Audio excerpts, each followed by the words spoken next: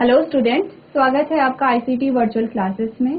Class आज हम यहाँ पे साइंस का प्रीवियस ईयर क्वेश्चन पेपर को डिस्कस करेंगे, जिसमें हम देखेंगे क्वेश्चन किस प्रकार से हमारे पास आते हैं और किस प्रकार से हम उनके आंसर्स यहाँ पे लिख सकते हैं। तो जब हम यहाँ पे क्वेश्चन पेपर सॉल्व कर रहे होंगे, तो जब हम एक दो पेपर यहाँ पे सॉल्व कर देंगे तो हमें ये पता चलेगा कौन से क्वेश्चन हैं जो फ्रीक्वेंटली आते रहते हैं और कौन से क्वेश्चन हैं जो रिपीट यहाँ पे हो रहे हैं। इससे हम क्या देखेंगे कि वो कौन से टॉपिक है या वो कौन से चैप्टर है जिनसे सबसे ज्यादा क्वेश्चन आ रहे हैं या फिर लगातार आते जा रहे हैं। तो आइए स्टार्ट करते हैं। चलिए, तो यहाँ पे सबसे पहला जो हमारे क्वेश्चन पेपर का ये पहला पेज हमारे पास आता है, जिसमें हम यहाँ पे सॉल्व करेंगे साइंस का क्वेश्चन पेपर। और साइंस के क्वेश्चन पेपर में हम यहाँ पे बायो के जो क्वेश्चन है, जो बायोलॉजी के जो चैप्टर्स हैं उनके जो क्वेश्चन है वो हम यहाँ पे सॉल्व करेंगे। तो सबसे पहले हम देख लेते हैं, यहाँ पे ये है 2022 का क्वेश्चन पेपर। जो टोटल नंबर है, जो पूर्णांक है, वो है 80 नंबर का यहाँ पे क्वेश्चन पेपर हमारे पास आएगा और टाइम हमारे पास होता है 2.5 घंटा। यहाँ पे नोट आपके पास है कि सारे ही क्वेश्चन आपको यहाँ पे अटेम्प्ट करने हैं। तो सबसे पहला जो क्वेश्चन हमारे पास आया है, उसमें हमसे पूछा गया match the items given in a column A with those in column B, यानी कि प्रश्न नंबर 1 कह रहा है स्तंभ क में दिए गए शब्दों का मिलान स्तंभ ख के शब्दों से कीजिए। यहाँ पे हमें मिलान करना है, हमारे पास 2 कॉलम है और उन कॉलम को हमने मैच करना है किस शब्द से कौन सा शब्द यहाँ पे मैच हो रहा है। सबसे पहले कॉलम ए को हम देख लेते हैं। तो कॉलम ए में हमें दिया गया है नाइट्रोजन है पहला ए में, सेकंड है ईस्ट, थर्ड है स्टोमेटा जिसे हम रंध्र भी कहते हैं, और जो चौथा है वो है सलाइवा जिसे हम यहाँ पे क्या कहते हैं, लार कहते हैं, और लास्ट है फिनोप्थैलीन। तो फिनोप्थैलीन को देखेंगे, ये तो है कॉलम ए। उसके बाद हमारे पास आता है कॉलम बी। तो कॉलम बी में हमारे पास क्या है, कॉलम बी में आप पढ़ोगे राइजोबियम है, सेकंड है ट्रांसपीरेशन जिसे हम क्या कहते हैं, वाष्पोत्सर्जन कहते हैं, थर्ड है स्टार्च यानी कि जिसे हम मंड कहते हैं, फोर्थ है इंडिकेटर यानी कि सूचक, और लास्ट है अल्कोहल। तो अब हमें क्या करना है, हमें खंड क से खंड ख को मैच करना है। यहाँ पे देखिए, जब भी हमें मिलान करना हो तो हमारे पास 2 स्थितियां हो सकती हैं। या तो हमें वो जो मिलान है वो बहुत अच्छे से आते हैं तो हम क्या करेंगे, पहले से ही उनका मिलान करना शुरू कर देंगे। अगर हमें आधे आधे मिलान करने आते हैं, यानी कि यहाँ पे टोटल कितने हैं, 5 दे रखे हैं और पांचों को हमने क्या करना है, मिलाना है खंड फर्स्ट से खंड सेकंड को, यानी खंड क को खंड ख से हमें मिलाना है।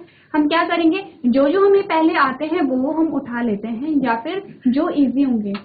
इस वाले रो में अगर हम देखें तो सबसे इजी यहाँ पे क्या है, एक तो स्टोमेटा है जो हमने काफी ज्यादा पढ़ा है, सेकेंड हमने सलाइवा काफी ज्यादा पढ़ा है, थर्ड हमने ईस्ट ज्यादा पढ़ा है, और फिनोप्थेल। वैसे तो हमने सारी ही चीजें पढ़ी है, लेकिन सबसे पहले हम वो चीजें अटेम्प्ट करेंगे जो कि हम बहुत ज्यादा यूज करते हैं अपनी डेली लाइफ में। तो सबसे पहले हम लेते हैं सलाइवा को और हम देखेंगे कि यहाँ पे सलाइवा का क्या काम है। सेकेंड हम उठाएंगे किसे, स्टोमेटा को, और स्टोमेटा में हम देखेंगे कि यहाँ पे स्टोमेटा का क्या काम है। स्टोमेटा यानी कि रंध्र। अब रंध्र कहाँ पे होते हैं, हमने कहा स्टोमेटा होते हैं कहाँ पे, जो पत्ती होती है, पत्ती जो प्लांट की जो पत्ती होती है वहां पे स्टोमेटा होते हैं। तो क्या कार्य होता है, सबसे पहले हम स्टोमेटा यहाँ पे देख लेते हैं। ये हमारे पास लीफ आ जाती है और इस प्रकार से हमारे पास स्टोमेटा आ जाते हैं। अब देखिए, ये आपको एक स्टोमेटा बताया गया है। इसी प्रकार से पूरी जो पत्ती की जो सतह होती है, बहुत सारे वहाँ पे स्टोमेटा होते हैं, इतने सारे स्टोमेटा होते हैं कि हम उन्हें गिन नहीं पाते हैं। अब हमने कहा स्टोमेटा को हम बड़े करके जब हमने देखा तो किस प्रकार से हमें दिखाई दिए,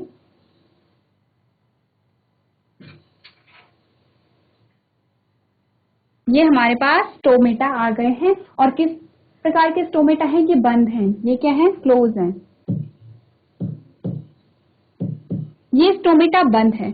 अब स्टोमेटा जब खुल जाता है तो किस प्रकार से खुलता है, कुछ इस प्रकार का डायग्राम हमने देखा था।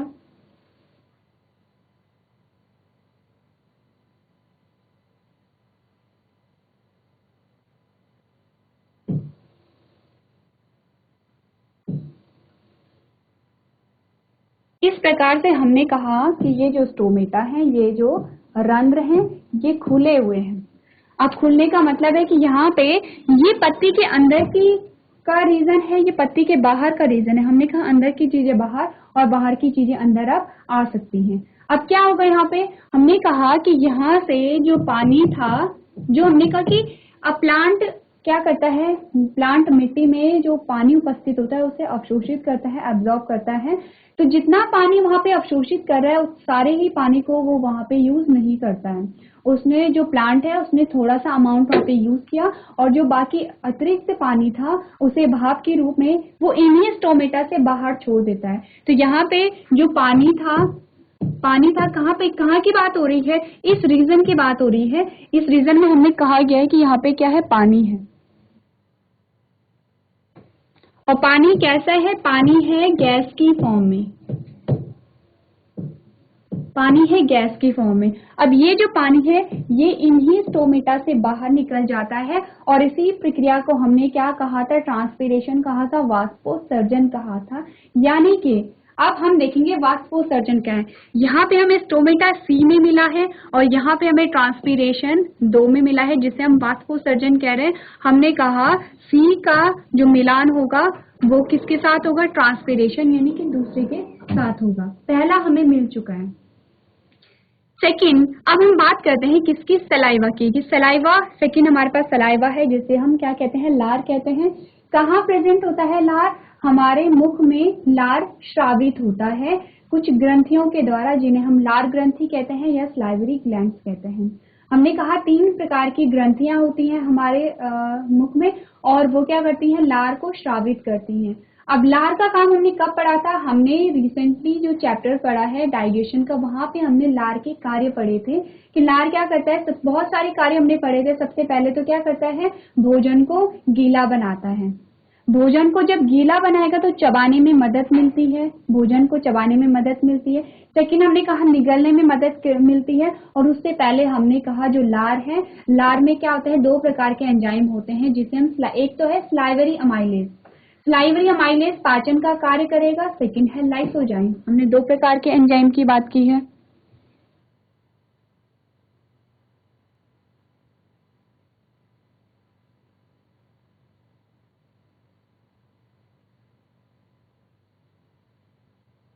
हम यहाँ पे बात कर रहे हैं लार की, और लार में जो एंजाइम पाए जाते हैं वो 2 प्रकार के एंजाइम पाए जाते हैं।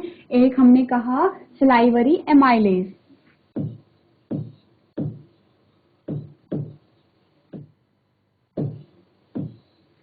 और दूसरा है लाइसोजाइम।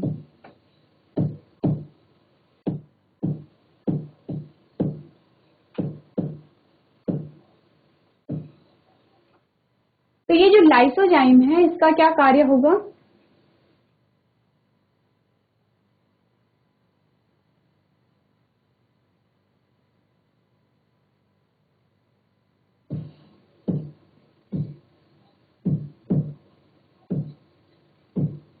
हमने कहा जो स्लाइवरी एमाइलेज है उसका कार्य है पाचन, और जो लाइसोजाइम है उसका कार्य है सुरक्षा प्रदान करना।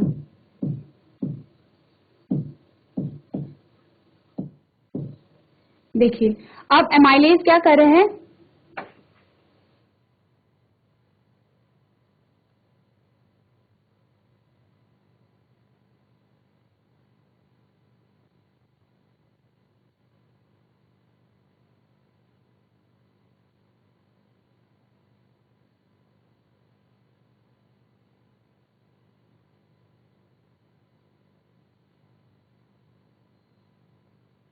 तो हम पढ़ रहे थे अमाइलेज और लाइसोजाइम।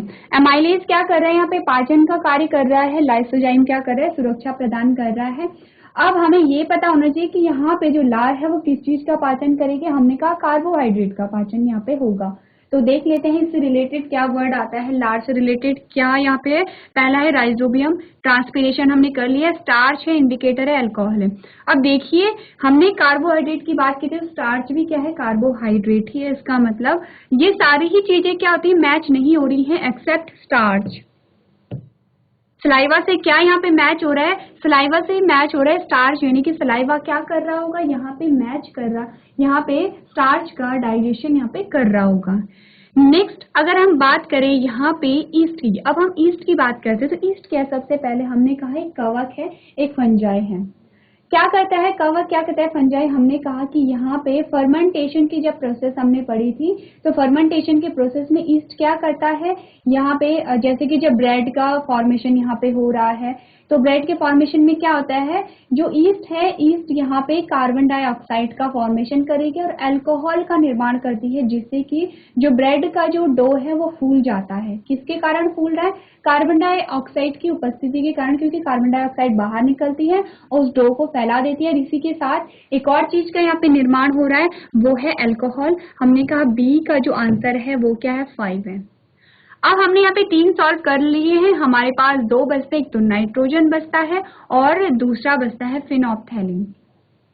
तो फिनोप्थैलीन की अगर हम बात करें तो क्या, जब हमने पढ़ा था एसिड बेस वाला जब चैप्टर आपने केमिस्ट्री में पढ़ा होगा, तो आपने पढ़ा होगा कि यहाँ पे हम कुछ इंडिकेटर को, कुछ सूचक हम यहाँ पे यूज कर रहे हैं, वो सूचक हमें जो कि एसिड और बेस के बारे में बताते हैं।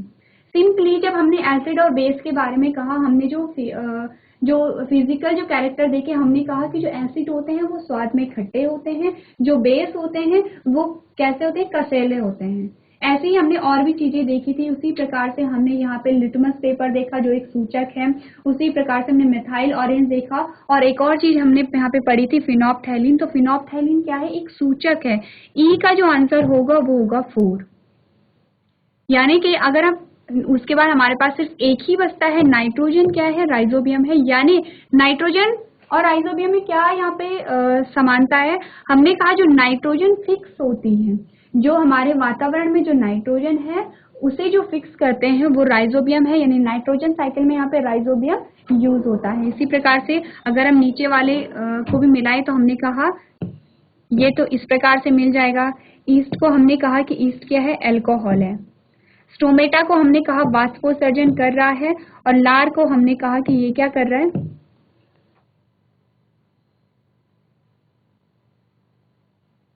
लार को हमने कहा कि ये यहाँ पे पाचन कर रहा है। किस चीज का पाचन कर रहा है, स्टार्च का पाचन कर रहा है। इस प्रकार से आप क्या करेंगे, जो मिलान वाला जो क्वेश्चन होगा उसे यहाँ पे सॉल्व करेंगे।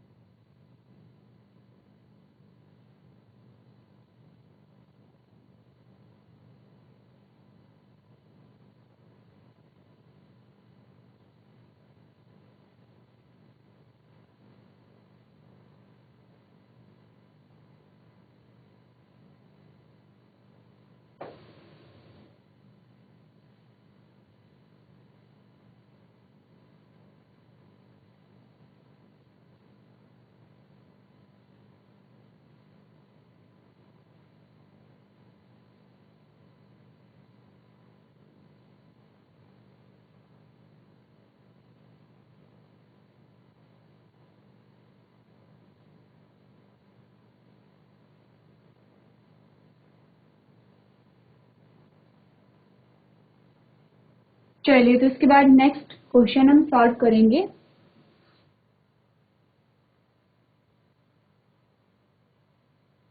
तो नेक्स्ट जो हमारे पास क्वेश्चन आता है वो है क्वेश्चन नंबर 2, और हमारे पास 5 नंबर का ये क्वेश्चन आता है, जिसमें हमें सत्य और असत्य कथनों को चिन्हित करना है। हमें बताना है कौन सा कथन सत्य है और कौन सा कथन असत्य है। हमारे पास 5 पॉइंट आते हैं, यानी कि हर एक जो पॉइंट है, हर एक जो कथन है वो 1 नंबर का होगा।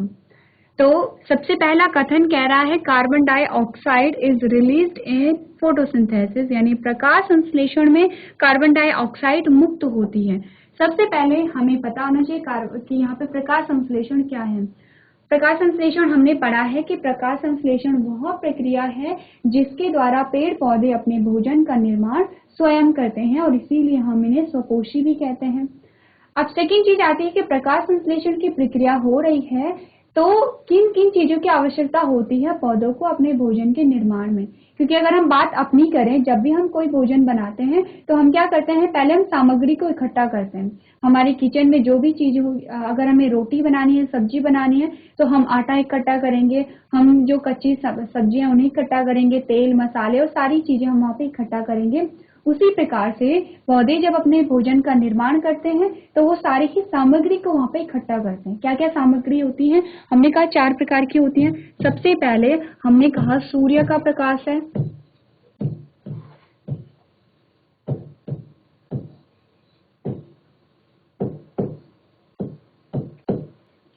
सेकंड हमने कहा जल है, और जल को हम कैसे लिखते हैं, H2O भी हम ऐसे लिखते हैं।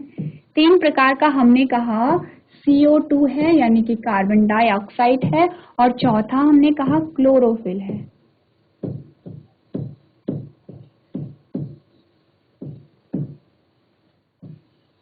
यानी क्लोरोफिल को हम हरित लवक भी लिखते हैं। ये चारों चीजें किनमें चाहिए होती हैं, जब फोटोसिंथेसिस की आवश्यकता होती है। चारों चीजें जो प्लांट है उसे यहाँ पे इकट्ठा करनी होती है। सूर्य का प्रकाश सूर्य से मिल जाता है, जल यहाँ पे पेड़ की जड़ों के द्वारा मिट्टी से अवशोषित होता है, जो CO2 होती है वो हमारे इन्वायरमेंट से जो पेड़ पौधे हैं वो ले लेते हैं, और क्लोरोफिल यहाँ पे क्या होती है, ऑलरेडी जो पौधे होते हैं उनमें प्रेजेंट होती है। अब देखिए हमारे क्वेश्चन का आंसर हमें मिल चुका है कि पहला जो कथन है वो कह रहा है प्रकाश संश्लेषण में कार्बन डाइऑक्साइड मुक्त होती है, जबकि अभी हमने क्या कहा, अभी हमने कहा कार्बन डाइऑक्साइड जो प्रकाश संश्लेषण की जो प्रोसेस है, जो प्रक्रिया है फोटोसिंथेसिस में, इन चारों चीजों की आवश्यकताएं हैं। यानी कि ये जो CO2 है ये मुक्त नहीं हो रही है। मुक्त होने का मतलब है कि जो पेड़ पौधे हैं वो कार्बन डाइऑक्साइड को बाहर निकाल रहे हैं, लेकिन हमने क्या पढ़ा, हमने कहा फोटोसिंथेसिस के लिए कार्बन डाइऑक्साइड अंदर ली जाती है हमारे वातावरण से। इसीलिए पहला जो कथन हमारे पास आएगा वो है गलत, यानी कि फॉल्स है, असत्य है, क्योंकि यहाँ पे कार्बन डाइऑक्साइड मुक्त नहीं होती है बल्कि कार्बन डाइऑक्साइड को लिया जाता है, कंज्यूम किया जाता है या अवशोषित किया जाता है। अब सेकंड क्वेश्चन ये भी आ सकता है इससे रिलेटेड कि यहाँ पे सूर्य के प्रकाश को कौन अवशोषित कर रहा है। हमने कहा क्लोरोफिल की सहायता से। ये जो क्लोरोफिल है, ये जो हरित लवक है, ये सूर्य के प्रकाश को अवशोषित कर रहे हैं। और अगर हम बात करें जल की, तो जल किससे हो रहा है, हमने कहा जल जड़ों के द्वारा। CO2 की बात करें तो हमने कहा स्टोमेटा के द्वारा, यानी कि रंध्रों के द्वारा। इस प्रकार से आप क्या देखेंगे, सारी ही चीजें यहाँ पे क्या होती है, जो पौधा है वो कहाँ कहाँ से प्राप्त कर रहा है ये भी आपको पता होना चाहिए। तो पहला कथन का जो आंसर है वो हमें मिल गया है। अब सेकंड कथन जो हमारे पास आता है वो कह रहा है the tongue helps in mixing food with saliva, यानी जीभ लार ग्रंथि को भोजन के साथ मिलाने में सहायता करती है। तो यहाँ पे ग्रंथि नहीं आएगा, यहाँ पे क्या है, the tongue helps in mixing food with saliva, यानी कि जो हमारी टंग है, जो हमारी जीभ है, वो क्या कर रही है, यहाँ पे भोजन और सलाइवा यानी भोजन और लार को मिक्स करने में मदद कर रही है। तो यहाँ पे यही जो सेकंड जो कथन कह रहा है वो सत्य कह रहा है, क्योंकि हमारी जो जीभ है वो ही तो मिक्स करती है। जो भोजन और लार जो मिक्स होते हैं वो जीभ की सहायता से ही हो जाते हैं। तो इमेजिन कीजिए कि हमने क्या किया, भोजन को अपने मुख में रखा और हमारी जीभ ने कोई भी प्रतिक्रिया नहीं दी, यानी हमारी जीभ कोई भी मूवमेंट शो नहीं कर रही है और भोजन ऐसा का ऐसे ही हमारे मुख में पड़ा है और लार भी श्रावित हो रही है। तो आप क्या पाएंगे कि वो जो लार है वो क्या तो एक ही जगह पे इकट्ठा हो जाएगा, ऐसा नहीं होगा कि भोजन के साथ पूर्ण रूप से मिक्स हो गया। जो भोजन और लार है वो पूर्ण रूप से मिक्स कब होगा, जब यहाँ पे हमारी जो जीभ है वो कार्य करेगी, वो वहां पे मूवमेंट होगा। यानी इसका मतलब जो सेकंड कथन है वो सत्य है, वो सही कह रहा है। नेक्स्ट जो थर्ड हमारे पास कथन आता है उसमें कहा गया एसिड आर सोर इन टेस्ट, यानी कि अम्ल स्वाद में खट्टे होते हैं। देखिए अब ये कह रहा है कि अम्ल स्वाद में खट्टे होते हैं। हमने ये जब चैप्टर पढ़ा था एसिड बेस वाला, तो एसिड बेस में हमने क्या देखा था, हमने कुछ ऐसे कैरेक्टर देखे थे जैसे कि जो अम्ल होते हैं वो स्वाद में खट्टे होते हैं। अम्लों का एग्जाम्पल हमने क्या देखा था, हमने कहा था जितने भी सिट्रिक फ्रूट होते हैं, जैसे कि हमने कहा नींबू हो गया, संतरा हो गया, ये सारी जो फल होते हैं ये स्वाद में किस प्रकार कैसे होते हैं, खट्टे होते हैं। और खट्टे क्यों हैं, क्योंकि इनमें अम्ल यानी कि एसिड पाया जा रहा है। एसिड की प्रवृत्ति क्या है, खट्टापन है। इसका मतलब हमारा जो थर्ड कथन है वो भी क्या है, सत्य है, सही है। तो अब नेक्स्ट जो हमारे पास कथन आता है फोर्थ, उसमें कहा गया है during heavy exercise the breathing rate of person slow down, यानी कि अत्यधिक व्यायाम करते समय व्यक्ति की श्वसन दर धीमी हो जाती है। अब ये जो क्वेश्चन आया है, ये जो कथन है, ये श्वसन चैप्टर से लिया गया है। तो सबसे पहले आपको पता होना चाहिए कि श्वसन क्या होता है, उसमें अंतः श्वसन क्या होता है, निह श्वसन क्या होता है, ये सारी चीजें आपको पता होनी चाहिए। अब ये कह रहे हैं कि जब हम व्यायाम करते हैं, कोई भी हम एक्सरसाइज कर रहे हैं, कोई भी व्यायाम कर रहे हैं, तो हमारी जो श्वसन दर है वो धीमी हो जाती है। आप ये जो सारी चीजें हैं ये फील भी कर सकते हैं। अगर आप कोई काम कर रहे हैं, आप कोई भी फिजिकल वर्क कर रहे हैं या फिर कोई भी एक्सरसाइज कर रहे हैं, तो सिंपल सी बात है कि हम बहुत तेजी से वहां पे सांस लेते हैं, हम बहुत तेजी से वहां पे क्या करने लगते हैं, श्वसन जो दर है वो हमारी बढ़ जाती है। हम बहुत जल्दी जल्दी ऑक्सीजन को ग्रहण करने लगते हैं। क्यों, क्योंकि हमें अधिक वहां पे ऊर्जा की आवश्यकता है। जब हम कार्य कर रहे हैं, हमें कार्य को करने के लिए अधिक ऊर्जा की आवश्यकता है। अब ऊर्जा हमें कैसे मिलेगी, ऊर्जा तब मिलेगी जब भोजन जो फूड है उसका अपघटन होगा। और जो भोजन है उसका अपघटन किस प्रकार होगा, वो जब हम ऑक्सीजन को ग्रहण करेंगे। तो यानी कि जो कथन, जो फोर्थ जो कथन है, चौथा जो कथन है वो क्या है, गलत है। क्योंकि ये तो क्या कह रहा है कि श्वसन दर धीमी हो जाती, जबकि सही ऑप्शन क्या होना चाहिए था कि व्यायाम करते समय जो श्वसन दर है वो बढ़ जाती है सामान्य तौर पर। नेक्स्ट जो हमारे पास लास्ट कथन आता है, उसमें कहा गया है water from reverse is the only source of immigration in the field, यानी कि ये क्या कह रहा है, नदियों का जल खेतों की सिंचाई का एकमात्र क्या है, स्रोत है। तो सिर्फ नदियों के जल से ही हम सिंचाई नहीं करते हैं, और भी बहुत सारे स्रोत होते हैं जैसे कि नहरों के माध्यम से हम वहाँ पे सिंचाई करते हैं, जैसे हैंडपंप के माध्यम से भी वहाँ पे क्या होती है, सिंचाई हो सकती है। तो इस प्रकार से आप क्या करेंगे, यहाँ पे सत्य और असत्य को चूज करेंगे।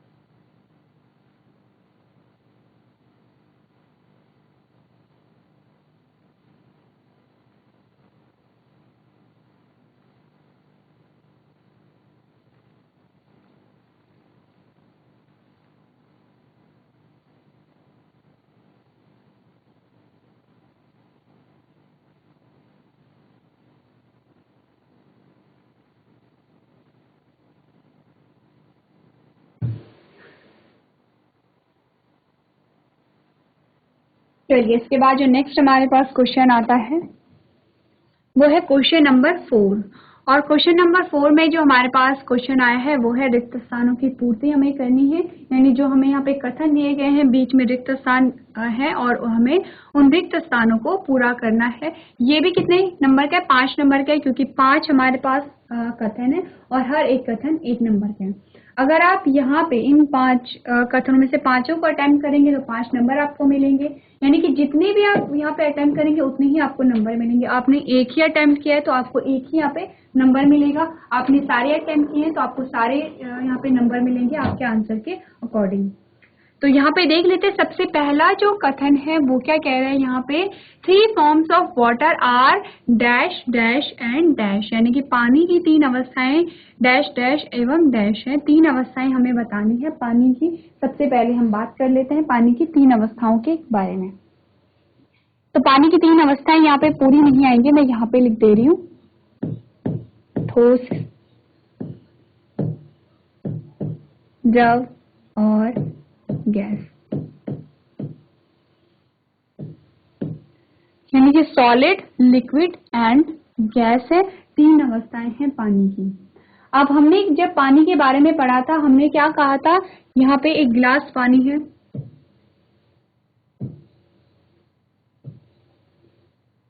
ये क्या है, एक पानी का गिलास है।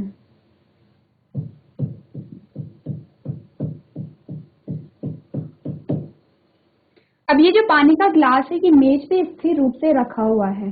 तो अगर मैं आपसे कहूं कि ये पानी का गिलास है, ये स्थिर है या फिर इसमें कुछ गति हो रही है, तो आप में से बहुत सारे बच्चों का आंसर होगा कि ये जो पानी का गिलास है ये स्थिर है, यानी कि पानी क्या है, स्थिर अवस्था में स्टेबल है।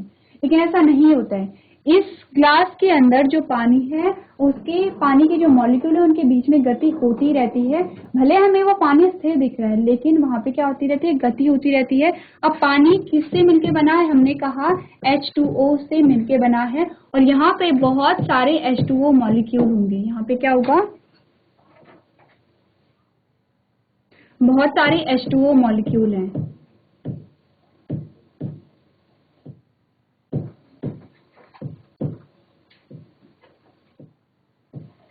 अब सारे H2O मॉलिक्यूल क्या करेंगे, यहाँ पे आपस में गति करते रहेंगे, यानी एक स्थान से दूसरे स्थान में गति करते रहते हैं। क्यों गति कर रहे हैं, क्योंकि यहाँ पे एक ऊर्जा होती है, एक एनर्जी होती है, गतिज ऊर्जा जिसे हम कहते हैं, और उसी के कारण ये जो पानी के मॉलिक्यूल है ये आपस में गति करते रहते हैं। तो इनकी गति निर्भर करती है कि वहां पे तापमान किस प्रकार का है, टेम्परेचर किस प्रकार का है। ये जो अवस्था है, पानी का जो ग्लास है, हमने कहा ये है द्रव अवस्था, यानी पानी किस अवस्था में है, भी लिक्विड अवस्था में है, द्रव अवस्था में है, जिसे हम अपने सामान्य कार्यों में यूज कर रहे हैं। लेकिन हमने कहा अगर यहाँ पे जो टेम्परेचर है, जो तापमान है, इसके टेम्परेचर को कम किया जाए, ये जो सामान्य ताप पर जो पानी था, जो द्रव अवस्था में था, हमने उसका तापमान कम कर दिया है, हमने इस ग्लास को फ्रिज में रख दिया है। हम देखते हैं कि ये जो पानी है, ये पानी कैसे हो जाता है, ठोस अवस्था में परिवर्तित हो गया। कैसे हुआ, क्योंकि पानी के जो मॉलिक्यूल थे, पहले जो पानी के जो मॉलिक्यूल थे वो इतने दूर दूर थे और क्या कर रहे थे, गति कर रहे थे।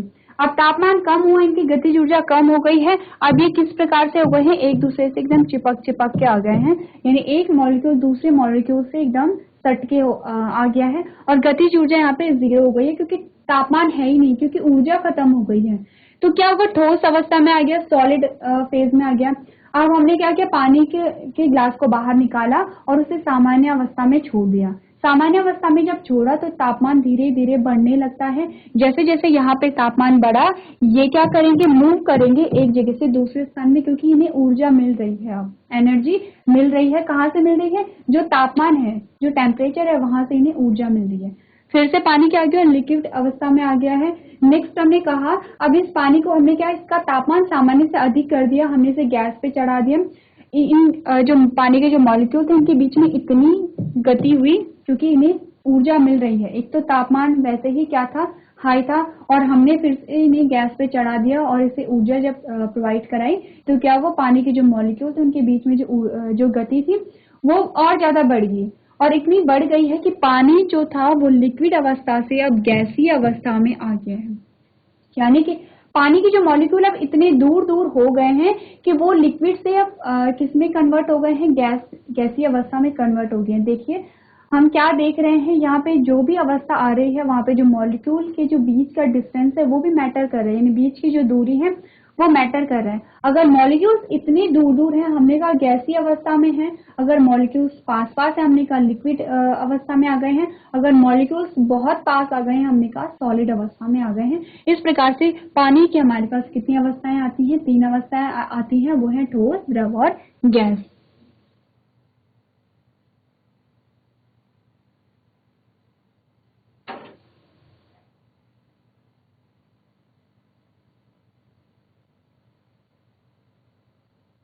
चलिए इसके बाद अब हमारे पास जो सेकंड कथन कह रहा है वो कह रहा है green plants are called dash since they synthesise their own food, यानी कि क्योंकि हरे पादप अपना खाद्य स्वयं बनाते हैं इसलिए उन्हें क्या कहते हैं, क्या कहते हैं, हमने कहा जो भी पेड़ पौधे अपना भोजन स्वयं बनाते हैं उन्हें हम कहते हैं स्वपोषी।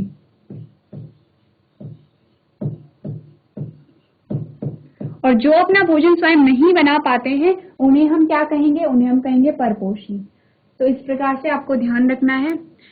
उसके बाद हमारे पास जो स्टेटमेंट नंबर 3 है वो carrier the largest gland in the human body is, यानी कि मानव शरीर की सबसे बड़ी ग्रंथि है डैश है।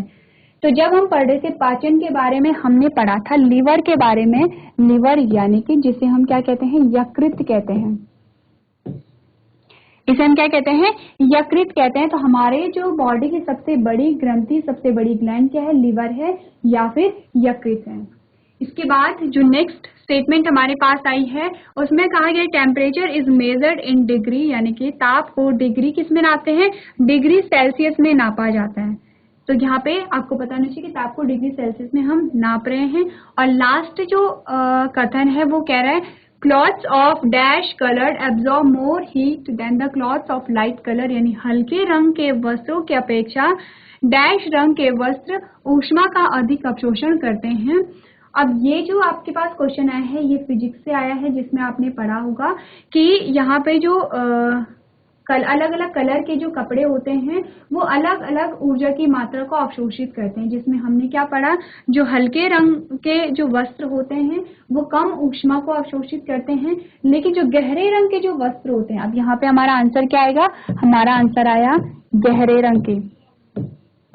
गहरे रंग के जो वस्त्र होते हैं वो अधिक ऊष्मा को अवशोषित करते हैं। इसीलिए आपने देखा होगा कि हम सर्दियों में डार्क कलर के कपड़े पहनते हैं।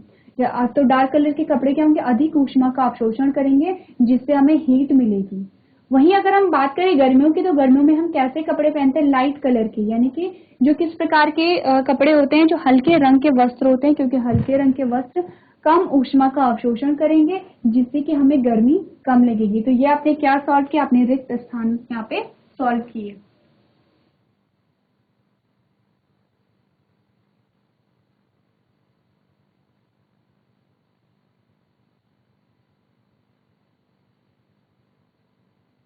आज हमने कुछ क्वेश्चन आंसर्स को यहाँ पे डिस्कस किया है, जिससे आपको आइडिया लग गया होगा कि आपके क्वेश्चन पेपर में कैसे क्वेश्चन आते हैं और किस प्रकार से आप अपने क्वेश्चन को यहाँ पे सॉल्व कर सकते हैं। तो आज के सेशन में हम इतना ही करेंगे। अभी तक क्लास में बने रहने के लिए आपका धन्यवाद।